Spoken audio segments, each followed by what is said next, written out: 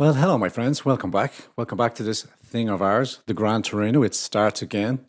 We are in halfway through our remediation. Remediation? No.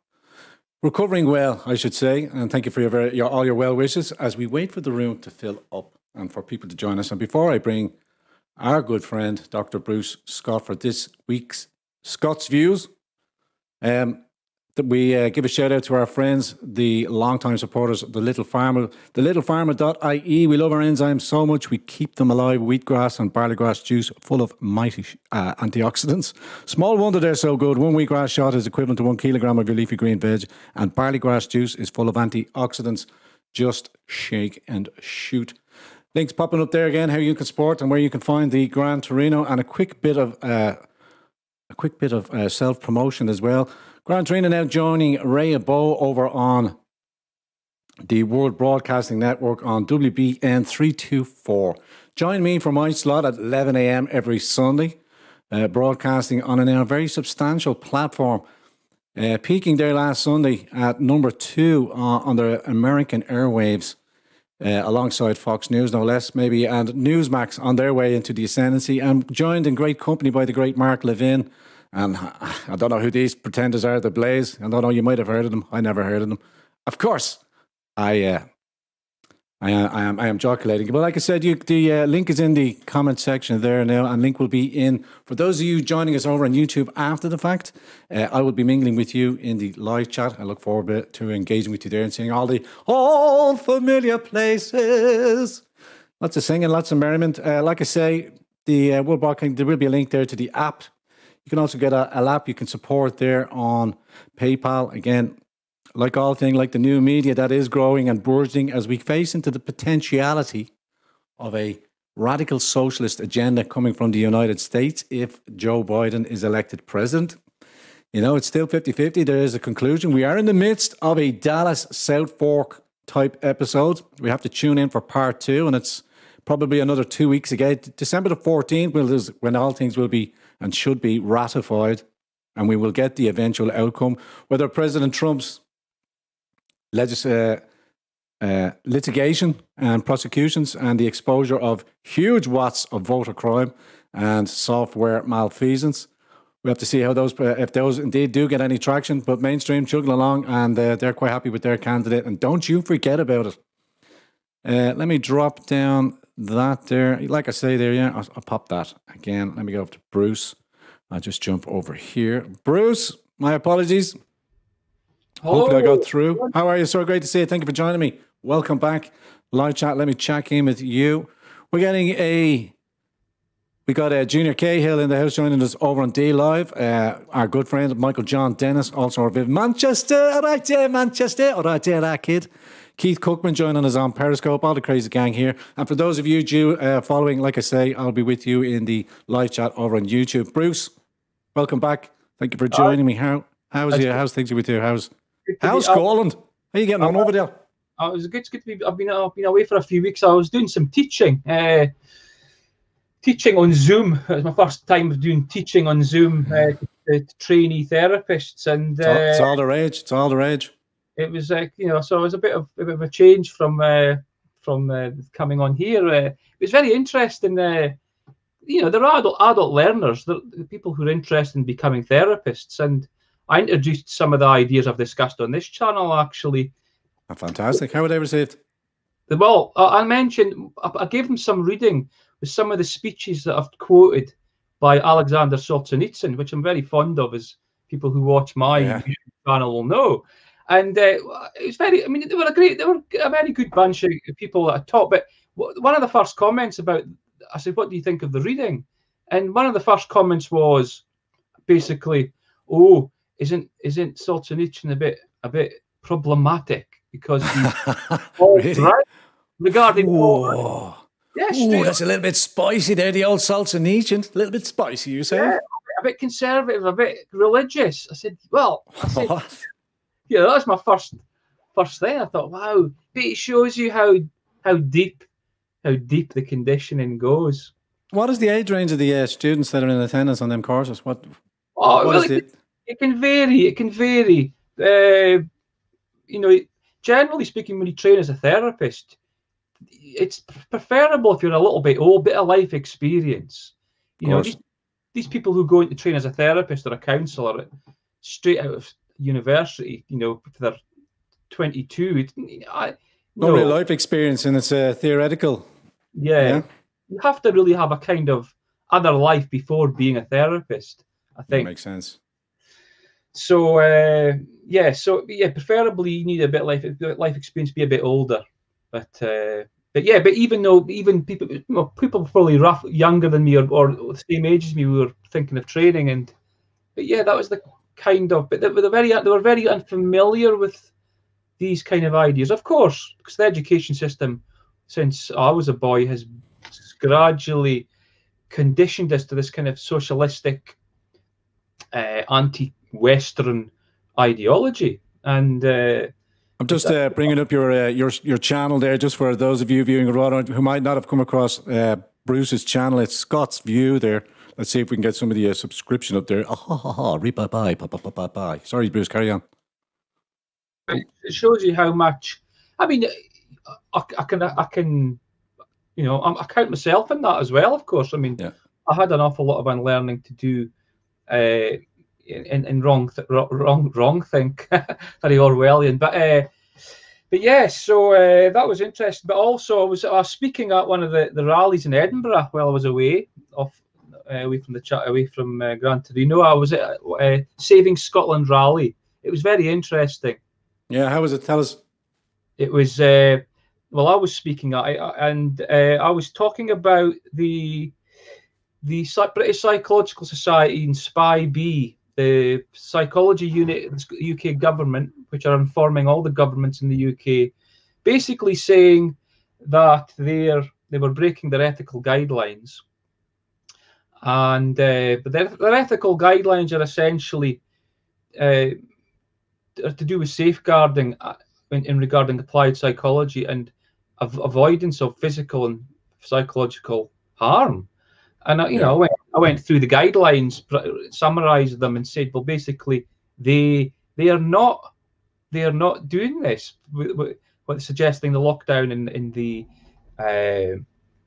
these are like psychology, because I've had some experience of it as well, reading into it, having read some psychology books myself. Human Givens, I don't know if you've ever come across that one there. Human Givens, I can't remember the author's names, but I thoroughly recommend my first introduction to the idea of human having patterns and templates predisposed and having them in their consciousness, and they recognize them visually as babies, and we go around collecting patterns. That's a sidetrack there. But the psychology, sorry, Bruce, I interrupted your train of thought there. So, and you know, and I related it to definitions of domestic abuse, because the similarity between psychological abuse, you know, from the BPS ethics, British Psychological Society ethics, and definitions of domestic abuse and the COVID-19 measures. Essentially, they are enforced domestic abuse from the standpoint of government diktats. That's correct. You can't see it any other way. And of course, victims of domestic abuse tend to support their abuser. They'll defend them to the hilt. Yeah. And I suppose that's why so many people are going along with it. I think because they, like the abused person in a relationship, they'll believe it. It may take a long time, you know. I was only thinking of discussing that with you when you were coming in, that the longer this goes on, the more people will catch onto it and use it more as a crux to deter from observing and engaging with reality of what is, in essence, that they, I say, instinctually know that they're being penned in and closed in and forced. But because of children, because of commitments, mortgages, banks, you know, the normalcy of their sphere of life, and the unwillingness to engage in street action, which is, you know, looking on social media. And I'm sure you probably mentioned that in the protest you're at. And I remind those of you viewing here in the Republic of Ireland, we've got our very own event coming up this Saturday, and I encourage all to attend. I completely leave it completely in your hands. You're all adults, as we say, whether you want to attend or not. But I hope to see you there. one and all. Sorry, Bruce, just wanted to get that in there. It seemed appropriate. But yeah, the more this gets locked in, the more it becomes normative and accepted. And people are using it. Because when I see young children in it, even though the shops will say, look, the mask exemption applies to children under 13, now they don't have to wear it because, you know, blah, blah, blah. But I see parents putting their kids 7 and 8 and 9, and it's a part of the dress attire, and groups of kids walking to and from at school with the guardian or wherever who's shepherding, and they're all got wearing masks in the middle of the day, you know, outside in the sun. And it's that kind of thing that really starts to irk me and gathers my frustration, you know. It makes me want to... You nearly want to, you know, preach there and then, either in the shop, where I go into the shop, no mask, and say, what are you doing? Are you thinking about, don't be listening to the mantra on the antennae, constantly, repetitiously droning out 6 minutes, protect each other, look after each other, protect each other, wash your hands, you know, we're all here for each other.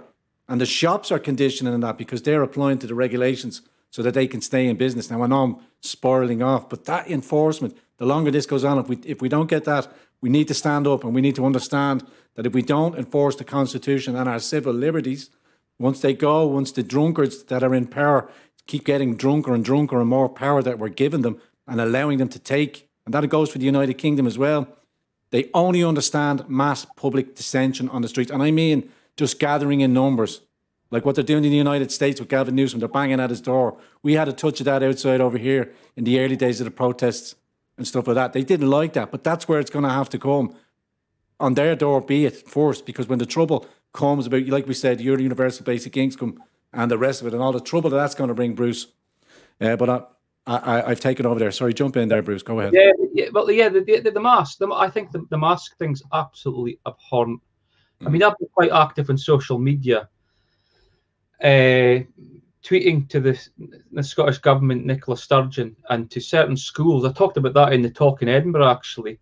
Yeah. There's a school in Scotland called Baldragon Academy in Dundee, and they, you know, because older pupils at the high schools have to wear the masks, and they were encouraging the younger students as well, the first years, like 12-year-olds and 13-year-olds, to wear masks too.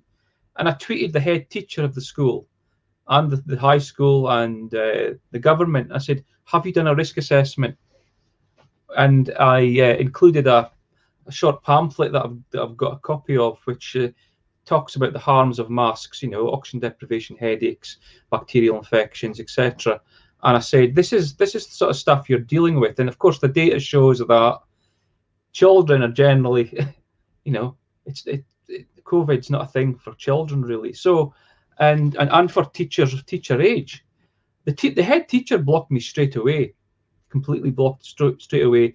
And so because the Scottish Government haven't done a risk assessment on mask wearing for children. I mean, it's incredible, because they'll do the councils for schools will do risk assessments for playgrounds. They'll do risk assessments for the pickup areas outside schools. They'll do risk assessments for floor coverings. When they want to redo the floor in a school, they'll do a risk assessment. But they haven't done a risk assessment for mask wearing on children. And yet, the Welsh Government are now making it mandatory for all teachers and all high school pupils, 12 years old upwards, to wear masks all the time in the school. And of course, they've not done a risk assessment either. It's absolutely abhorrent, you know. And I've banged on about for many months since the lockdown began about how a lot of psychologists, therapists, and mental health organisations have been pretty silent in this. Well, actually, there's a little bit of momentum now. There's a group in the UK which the kind of psychology equivalent of the Barrington Declaration. Put together. They're called Psychology Counts, and it was an open letter to policymakers and the public, and they sent it to the government, and they've had how many signatories? 4,000. Well, that was 4,695.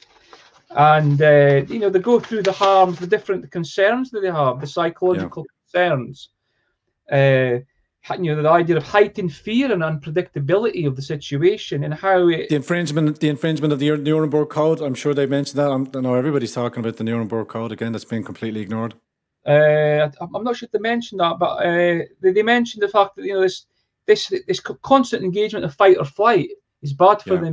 the immune system. Yeah, yeah. It lowers the immune system, and you know, because psychobiological studies, it's well known in textbooks. When you're under a state of tension, your cortisol responses are, you know, the chemicals are being released because you're on a heightened sense of alertness all the time, as you say, and it's like that you're stuck in that little flitter of fight or flight. It's constant agitation and anxiety, you know, and it stimulates response, whether it's your visual intake of what you're taking in optically or what your inner conversation is doing that's triggering that. You know, so you're seeing, like I say, we get it ourselves. As I just said, you see somebody, the mask with the kids and that frustration, that triggers that cortisol response to you. And that's the physical damage, too much of that flooding. Yeah, well, their comments on the masks was very interesting, amongst other things. And I've signed this declaration. But this is what they said in mask use. They said that some authors state that up to 93% of all communication is non-verbal, which is the key in relation to learning and interacting, and to people who are deaf or hard of hearing who depend on lip reading. Impairing non-verbal communication by blocking facial expressions may have short and long-term implications for children's development, which I've mentioned before, developmental milestones, emotional regulation, and development of secure relationships. Moderated by the amount of more typical interaction a child gets in the absence of mask wearing or distancing.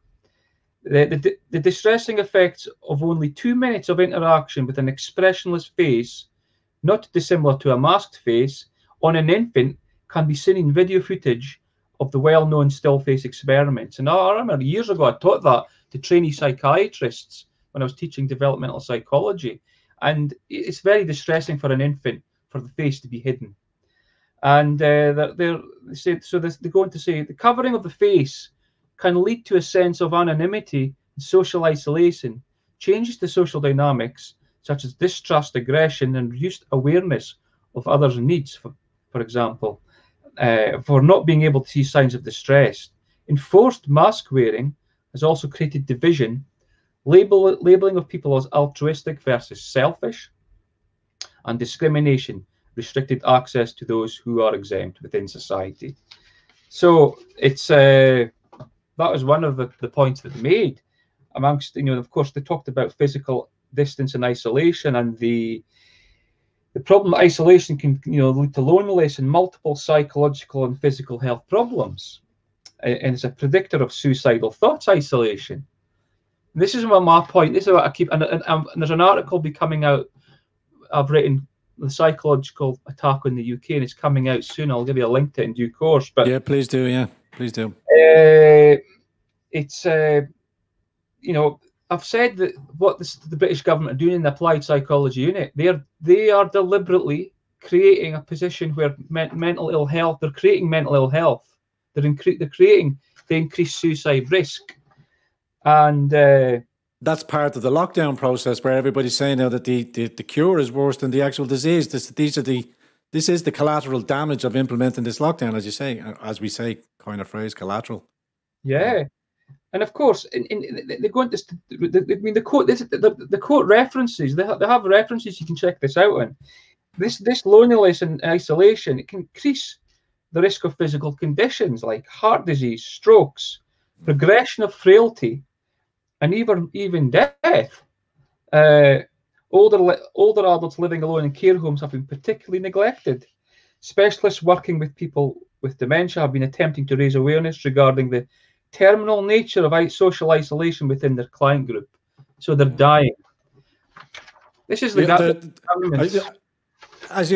just to touch in on that, like on social media, I've seen numerous accounts, numerous recantings of people talking about seeing their elderly relatives, their fathers, their mothers, and one such thing that struck me, more and more nurses taking their parents out of nursing homes and showing the before and after picture when they withdrew them from the nursing home, and after much struggle literally went in there and removed them and pushed past the staff.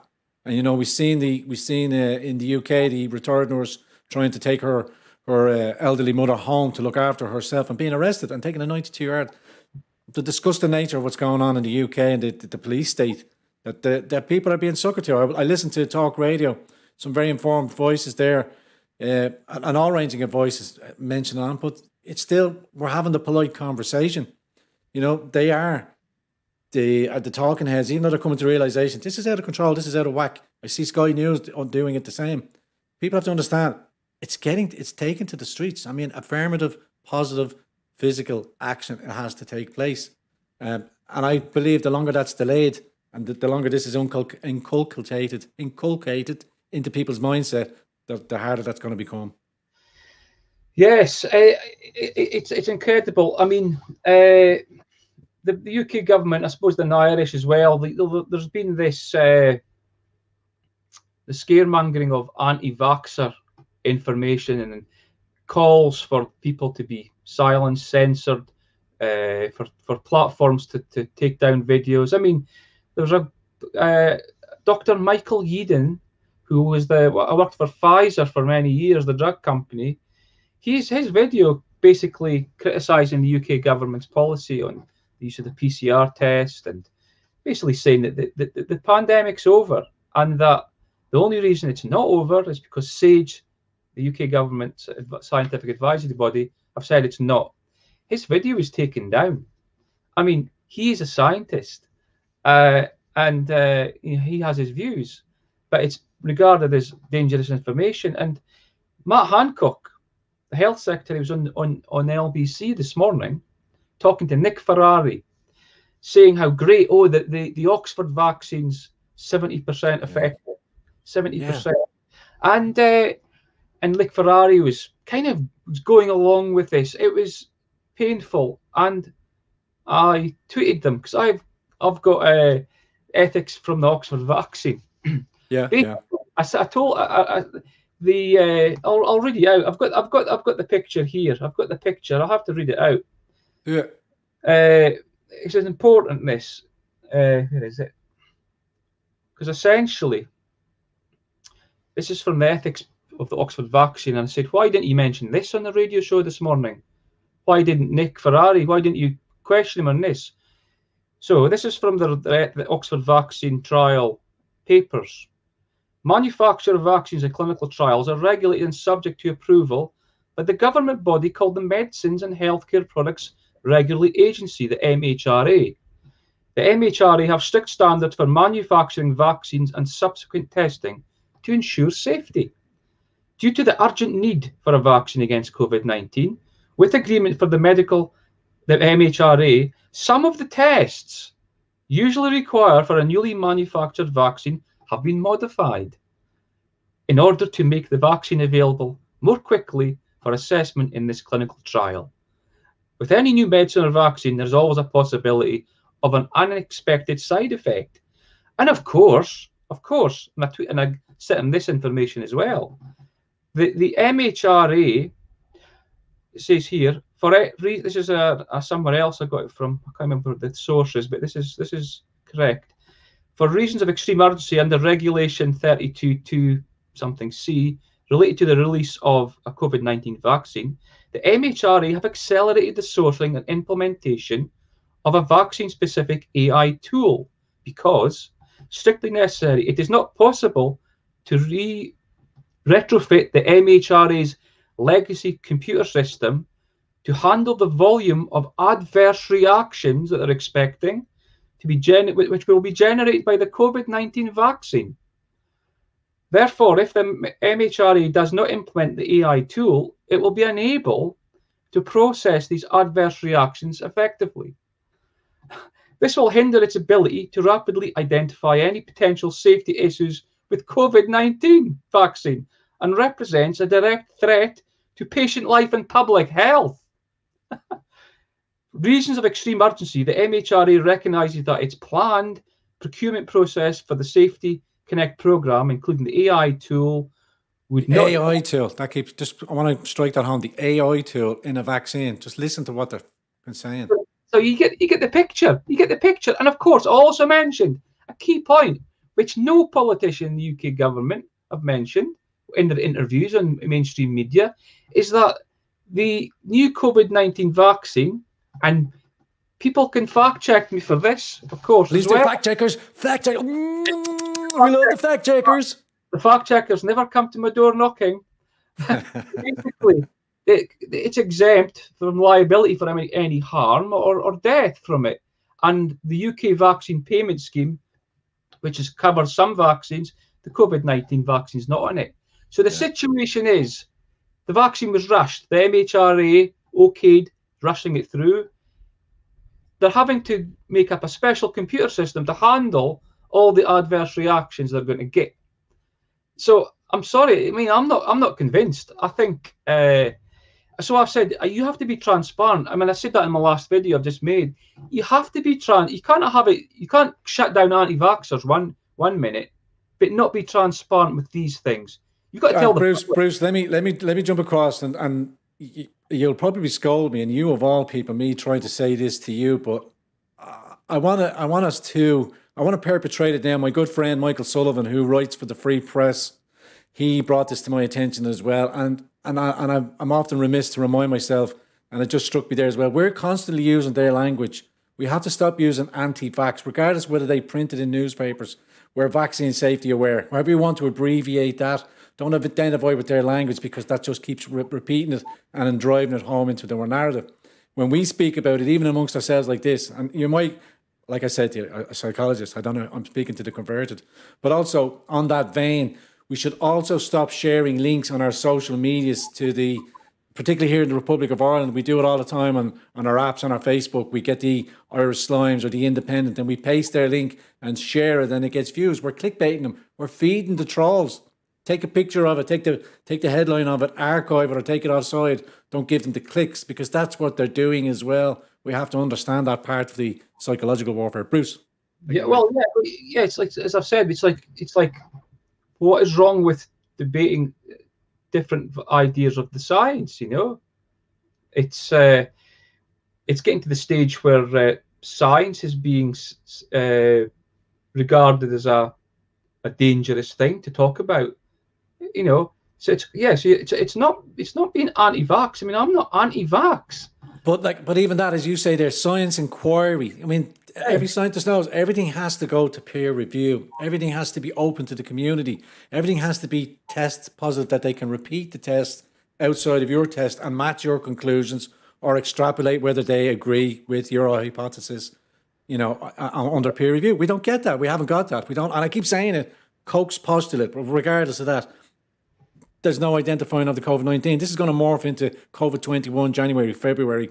We're going to get the dangle of Christmas. Sorry, Bruce, go ahead. Yeah, well, I think because of if there's got to be adverse reactions to the COVID-19 vaccine, when I've written to my MP about this, I'm extremely worried, because it's going to be given to the most vulnerable to start with, the elderly. Now, we've been here before regarding the care home situation in Scotland.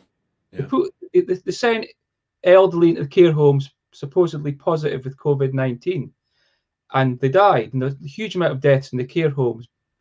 But now with this rushed vaccine, with no liability, exemption from harm and death, they're going to be giving it to the most vulnerable.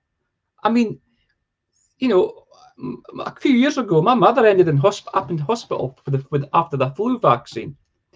And she was in a ward full of other people who'd had the flu vaccine. They'd got ill. It must have been a certain flu vaccine which was quite strong. So if you're a bit vulnerable, frail, or got an illness, you're going to have you might have a bad reaction to it, like my mother's experience. So the transparency is a problem, and it was on UK Column today actually. They were talking about the MHRA, which I mentioned, the Medicines Healthcare Regulatory Agency. They're meant to be independent, but they did an analysis of the people on the board and the chairman. They've got links to drug companies. So GlaxoSmithKline, one of them, the chairman has got links to GlaxoSmithKline, and I can't remember the rest of them, but there's several members with links to these places. So questions have to be asked. I think it's only fair to the public for them to address it. To address it. Well, we have the exact same things. We have a Professor Luke O'Neill, who I compare to Bill Nye, the science guy. You know, this guy is so heavily invested with his own vaccine, with his own company just having been bought out, or he's after accumulating some profit from the takeover of some 30 million. He's invested and he is rolling out and he's flip-flopped. He said at one stage at the early onset, which is another one of his lies, that there would be a death per household when this first started. Nobody picks him up on that. We were told 85,000. He's rolled out on our mainstream like the BBC, RTE, redundant, treacherous echo chamber.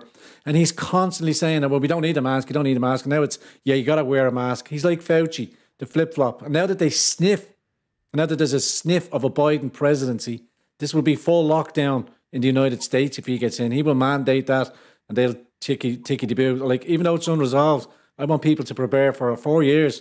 And as my good friend says, if Biden gets in, right, you wanted it, you got it. What have you got? Like the Ocasio-Cortezes, the radical left, the universal basic income, regulations will come back into power, will come back into play. We talked about universal basic income and people saying, yeah, it's great, sat me arse, we're all good. That's, as I said to you, just to extrapolate for our viewers tuning in now, that's all well and good now when your welfare check matches your subsistence now. But as the supply chains break down, as resources become cut off. That's why they're separating it through the oil chains. You can shop on this oil, but you can't shop on that oil. That's essential. That business can open, that can't open. As the conglomerates, as the big supermarkets, the supernatural corporations get bigger, the Amazons, the smaller businesses are getting decimated. 3,000 gone to the wall here, and even bigger losses in the United Kingdom. I see them. Only today they were talking about one business staying open and ignoring the regulations, and that must be applauded and commended. And ask other businesses need to do that. Push back against the regulations. This business is being opened. Whatever. They need to push back, but particularly the individual, the sovereign individual in the United Kingdom. You have your Magna Carta. We have a constitution here, and that supersedes that law if we use the language and understand it correctly. Sorry, go ahead. Yeah, well, I mean, the idea of common law and sovereignty, is very interesting. I mean, I'm becoming more aware of this. There's a lot of people talking about it, and of course, it makes common sense, common law, because of course, where do you turn to if you've got a government of tyrants? What do you do? I mean, I find it very, very strange that people study history and they go through history, and you can go to old castles. There's little castles near me where terrible things, crimes were committed, and people were battles. There were tyrants and leaders who were tyrants, and of course, people think the 21st century is exempt for the possibility of this. They have to realise that actually we have to keep an open mind to the possibility. Let's embrace diversity and not exclude the possibility that we've got tyrants in our midst. I mean, let's take diversity and inclusivity to this logical conclusion. We may have governments that are being, not very nice to us, and we have to. Yeah. We can't. Of course. I'm in my last video, I mentioned a book that I've just recently got, and it's a very interesting book. Can you see that? Live Not by Lies, a manual for Christian dissidents. Very good.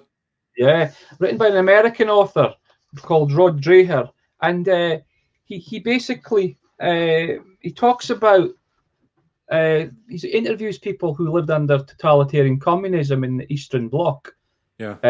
Russia, East Germany, Hungary, Czechoslovakia, Romania, and Romania, JFATCH. And I'll just do a tiny little bit. It's very interesting what he says, and maybe this is going to be our fate because of the compliance. He says here, a Soviet-born emigre who teaches in a university deep in the US heartland stresses the urgency of Americans taking people like her seriously. You will not be able to predict what will be held against you tomorrow, she warns. You have no idea what completely normal thing you do today or say today will be used against you to destroy you. Sounds familiar? This is what people in the Soviet Union saw. We know how this works. On the other hand, a Czech emigre friend advised me not to waste time writing this book. That's the author saying that. Yeah, yeah. The Czech emigre said, people will have to live through it first to understand, he says cynically. Any time I try to explain current events and their meaning to my friends or acquaintances, I am met with blank stares or downright nonsense. Yeah. It's so true. It's people who are complying and believing this. Maybe it's a case of we've just got to have to live through this. It's frightening that we might have to. Yeah, as I said, people won't understand until it's experienced. Like how do you like your first free trial of 9 months of communism? This is it. We're only at the start. The meat and veg is only beginning. You know, we're not gonna rehash the old. I'm not gonna rehash the old thing. I want to kind of end it on a positive note, Bruce, as well, because but like if you're aware of it, we have the advantages. You know you know where the hotspots will be. We know the kind of tracks, but we need to focus. I want to focus our attention on what we should be doing, which is organising, getting more and more street action. I know one of our commentators there did ask me to remind people of the event on the 28th at 2 p.m. on Saturday, this coming Saturday, outside the Custom House in Dublin, the Republic of Ireland. Come on, come all, and this is your chance. Yeah, I'll remind people. I'll not remind them of. There's another event in Edinburgh in Scotland on the 12th of December, 12 noon. Walking from the Holyrood Parliament in Edinburgh to Bute House. That's by Saving Scotland. So check it out. Hashtag Save Our Children. Hashtag Scotland March for Freedom. So just check that out. But great stuff. And I'm aware that there's been anti-lockdown protests in London, Liverpool, many arrests of ordinary citizens and stuff like that under public order offence. And I want to remind, and I'm going to let you go there as well, Bruce. I want to thank you so very much for joining me. Just an anecdotal story to share with you. One of our patrons over here, D-Wall, was doing a stream with Andy Heisman, who's another guy that, pushing back against the lockdown procedures, but was under a public order offence for not wearing a mask, even though he had a valid exemption, asthma, I believe, taken to the courts. The judge wouldn't see the case and put it back through the case because he wouldn't take a test. He refused to take a test. And what was happening and what is alleged to be happening in the cells down in Dublin is the homeless and those that are on public order are having to take a mandatory swab test, the PCR test, the failed PCR test that we almost smashed the narrative and wake people up to. That is the Achilles heel of all of this, and the government's insistence on these lockdowns. They're basing it on a faulty piece of equipment. But the allegation and what Andy alleged that was happening was down there is that these people were not being processed through the judiciary because they had to take a mandatory PCR test or a swab test, to get in. So they were either keeping them in bounds or they were, keeping them there till they would. To say it stinks of fucking, and if it is true, and I hope it's investigated by some more journalists and, the fourth estate, wherever they are, whatever state they're in, that does get investigated. That's huge consequences if it is true. Huge if true, yeah. Bruce. Yeah. Well, I mean, as I said in my Edinburgh speech outside the Scottish Parliament, I said the amount of mass testing that they're doing, coupled with the computer modelling, creates it's an artificial reality they're creating. Yes. Because it's not a reflection of reality. It's a modelled reality, a computer modelled reality. And I don't think that the vaccine's got to change very much. Indeed, people like Dr. Fauci in America have alluded to the fact, and others like Tedros of the World Health Organization have said basically the vaccine will just be used in conjunction with other measures, social distancing. Yes, they're still going to maintain the social distancing. They're still talking about having to do the masks. Yeah. And stuff like that. But look, Bruce, I'm encouraged by the prosecution from the German barrister, solicitor, that's bringing up cases. We've had a success in Germany under Dusseldorf. They've had to rescind the mask enforcement. And as I said in my last broadcast, I was down to some very courageous souls. We've since seen the German doctor that was arrested during a live broadcast in his house. The German police smacked of history, to understand your history of what went on before. But there is an ongoing war. We are part of it all. I think we're just going to leave it there, Bruce. I want to thank you again once again for joining us, and then see you again in 2 weeks. Yeah. Yeah, I'll just say one thing. If you check out my latest video, there's a text. I read out the speech of Alexander Solzhenitsyn, live not by lies, and it talks about resistance, to refuse the lies, and how to live not following the lies. I think it's inspiring. Great stuff, Bruce. We'll dig into that. Maybe discuss it the next time you're back on. We'll see you the week after next, Jim. Yes. Please God. Great, thank you. Great stuff, Bruce. Have fun. Have fun. Enjoy yourself. Take safe. Big shout out to the kids and the family. Take care. Great stuff there, folks. Okay, before I let you go, please, as I always do, I hope you enjoyed that conversation between myself and Bruce. Please, if you could, please don't forget to smash that like button. If you thought this was any value to you, please hit that subscription if you're new to the show. And also, please share these in your own social media platforms. All helps with the algorithms. And please, if you could, brighten my Northern Star. Please leave your thoughts, comments, and witticisms in the comment section down below. We do love to engage with you. That was you over in YouTube. I will be in the live chat. I'll have a big hidey ho, hello to you over there. And coming towards just the end of the show. As you know, we are demonetized, but we are not demoralized, and we are completely dependent on your generosity. And without which, big shout out to everybody that is contributing over on the Grand Torino website, World Wide Web, grandtorino.ie. Thank you for your support. Also, those of you that send correspondence via the snail mail, PO Box 131179 for the snail mail. And thank you for your correspondence. Keep them coming. Okay, with that, ladies and gentlemen, I want to thank my good friend Bruce. Don't forget you can join Bruce over on his YouTube channel. I think I still have it up here before I let you go. Oh, that's what I was going to queue up there as we were talking with Bruce. I thoroughly recommend that you get to understand the publication that was produced by Dr. Marcus de Bruin, State-Sanctioned Euthanasia. Read that piece. Yeah, Gripped here, I've done a piece on it there, and I'll leave a link to it in the description box for you over on YouTube, and I'll be dropping it into the live chat as well. All the links to all the articles that we've been speaking about here tonight. Okay, back once again. I'll see you again tomorrow evening, and going to slow the gravy train down because we are not out of Zuck jail just yet. We have another 2 weeks before we get Facebook back, and I look forward to having that platform back again because we'll be able to bring all of you in and have a general discussion, and we'll see if we can resume the morning time shows going forward. Okay, ladies and gentlemen, thank you very much for your company, and I will see you tomorrow evening on another episode of the Grand Torino. Be good, stay safe. Russ. Yeah, no.